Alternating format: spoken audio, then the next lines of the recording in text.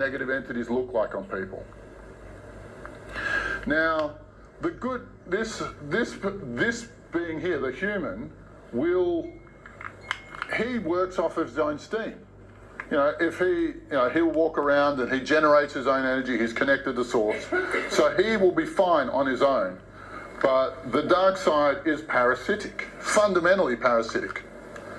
And it's not connected to source, therefore it must find energy, it must garner energy wherever it can. And it does this by parasiting off of humans and changing their behaviour. And should I spend more time talking about demons in general? Yeah. So it's a big vote, yes. So demons are actually very, very simple creatures. They are built, and I say built, I'm very certain they are built just to stimulate one emotion in a human being. And so, be it anger or despair or sadness or depression or anxiety or whatever it is, right? These spirits are simple machines designed to penetrate the human energetic field and stimulate those emotions over and over and over again. Our current methodology for dealing with that is to medicate people so they don't feel that emotion. But I want to ask you the question, and they have several different types. Most people just talk about negative entities or parasite spirits, but they've designed at least 6 models of demon to penetrate the human in different ways and manipulate different parts of the spiritual machine or the spiritual construct or the spiritual mechanisms that occur within a human being. But if you separate the host and the parasite, what happens to the host? They thrive. And what happens to the parasite? They shrivel up and die. And that is that relationship. As soon as we push them off, they will eat themselves, and they won't be a problem for us anymore. But since mysticism or the second sight is something we understand really well, but we just don't teach anybody, then this situation will go on for as long as we let it. I don't know if you've seen anything like a demonic hierarchical structure before. Okay, so I don't know if you've seen anything like a demonic hierarchical structure before. Okay, so has anyone, I used to be in Alcoholics Anonymous management. Anyone heard of that organisation before? Yeah. All right, and I probably went to 500 or 1,000 meetings. And it's boring, and if you can avoid it, please do. But I listened to the misery of everybody in those rooms, far out. It was horrible listening to just what internal torture people put themselves through.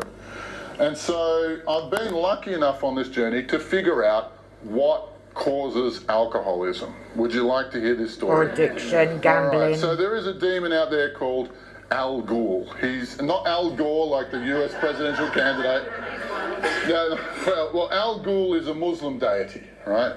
And where the Muslim and Christian empires met was in Spain, and in Spanish his name is alcohol, and in English his name is alcohol.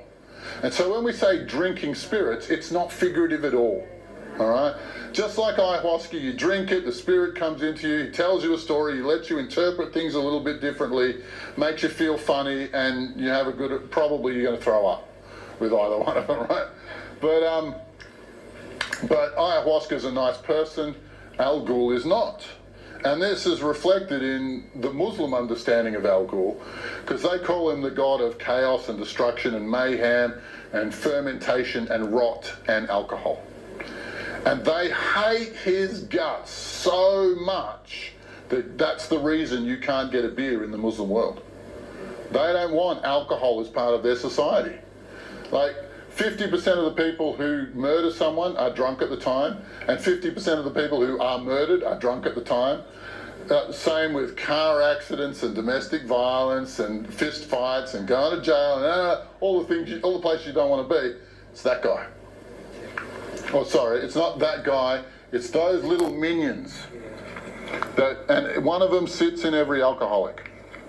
Yeah, both sides of my family are from Ireland, so that's how that story went, right? Like, oh look, the Irish have a very different relationship to the Muslims about alcohol, right? But there's another demon for ice and for heroin and for weed and for everything else under the sun, right?